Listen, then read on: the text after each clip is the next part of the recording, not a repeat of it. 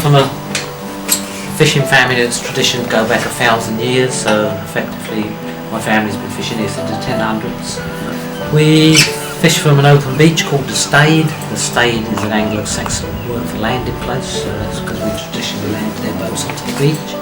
I'm a fishmonger, yeah. My name is Tush Hamilton. I've been in the fish business all my life, ever since I was a little kid, and my father before me. It's, I think it's a vocation more than it is a job. We're looking forward to the spring coming, so that makes us happy. With the Dover soles coming, which are always a boost to our economy. You get up in the morning, you go out there on a nice spring morning, the breeze in your hair, as they say, and you just stay out, do your 12 hours out there, and then come home and then look forward to going the next morning. It's a nice laid-back way of working. If the government would just let us get on with it. We adopted a system in this country called fixed quota allocations, which means every boat was allocated quota, but the small boats weren't. In 2006, they introduced something called Registry of Buyers and Sellers, where before all small boats were exempt from quota restrictions. They introduced it to us, and it means we had to count every fish from every boat, and our government didn't leave any quota for the small boats, so you've got 76% of the fleet has 2% of the quota. So fishing today is almost impossible because where quotas are so limited. In 2006, 2007 and 2008 I was allowed to catch 3 tonne a month. Now I'm allowed to catch 40 kilo a month, which is half a fish a day. It's literally half of a fish a day.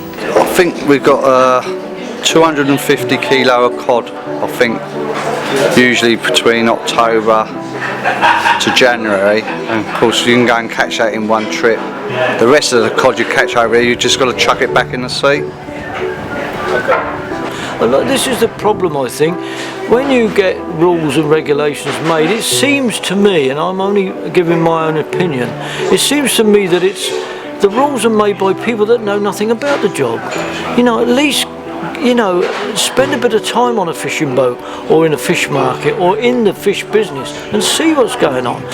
A fisherman can't go and stop catching plaice and go and catch Dover soles. It's just not like that.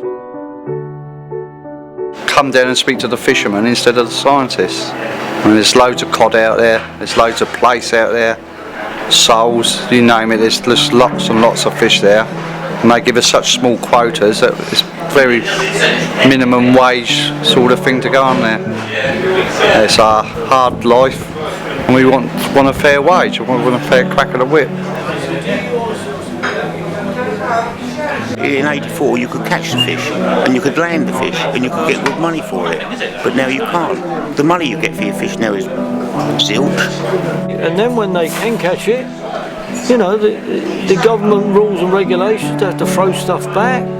This has been going on for years. I can't get too involved in the political side of this because I don't really understand it. What I do understand is common sense, and it certainly is not right to throw good food back in the sea because the fish that goes back, 80% of it is dead. And this beach, I cannot see it last another 10 years. On this fleet, I cannot see it. And yet my family, I've got youngsters in here in their 30s and they're still working, still fishing.